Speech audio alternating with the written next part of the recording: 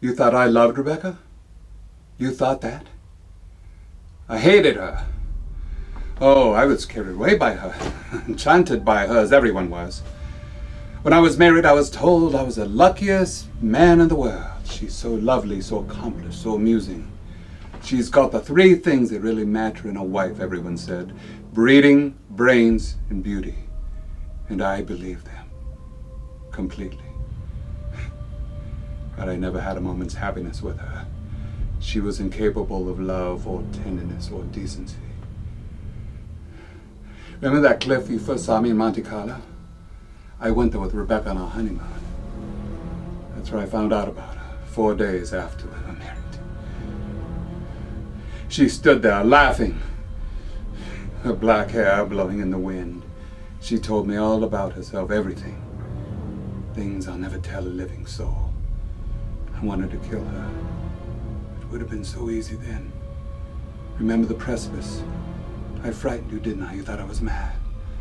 Perhaps I am mad. It wouldn't make for sanity, would it, living with the devil? I'll make a bargain with you, she said. You'd look rather foolish trying to divorce me now after 4 days of marriage. So I'll play the part of devoted wife, mistress of your precious Manderley. I'll make it the most famous showplace in England, if you like. And people will come and visit us and envy us and say that we're the luckiest, happiest couple in the country. What a grand joke it'll be. What a triumph. I should never have accepted a dirty bargain. But I did. I was younger then and tremendously conscious of the family honor. Family honor. She knew that I'd sacrifice everything rather than stand up in a divorce court and give it away, admit that our marriage was a rotten fraud. You can't understand what my feelings were, can you? Well, I kept the bargain, and so did she apparently. Oh, she played the game brilliantly. But after a while, she began to grow careless. She took a flat in London, and she'd stay away for days at a time. Then she started to bring her friends down here. I warned her, but she shrugged her shoulders. What's it got to do with you, she said. She even started on Frank. Poor, faithful Frank. And then there was a cousin of hers, a man named Favel. Favel used to come and visit her here in this cottage. I found out about it. I warned her if I saw him here again, I'd shoot them both. One night, when I found that she'd returned quietly from London, I thought that Favel was with her. And I knew then I could not stand this life of filth and deceit any longer. I decided to come down here and have it out with both of them. But she was alone. She was expecting Favel, but he hadn't come. She was lying on the divan, a large tray of cigarette stubs beside her. She looked ill. Suddenly she got up, walked toward me.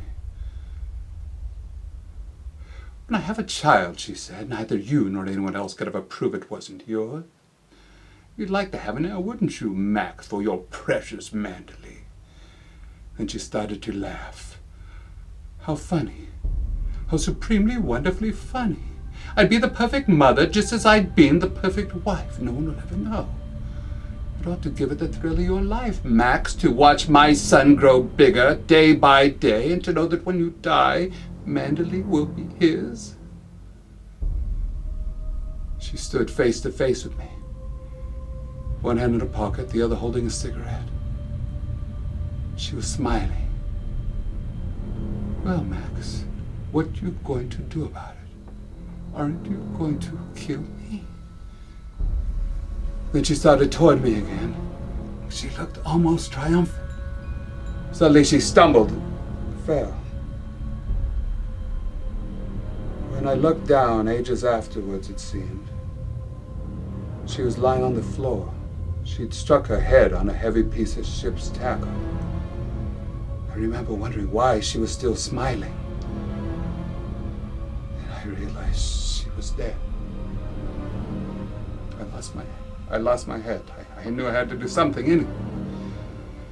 I carried out to the boat. It was very dark. There was no moon. When the boat seemed a safe distance from the shore, I took a spike and I built again and again through the planking in the hull.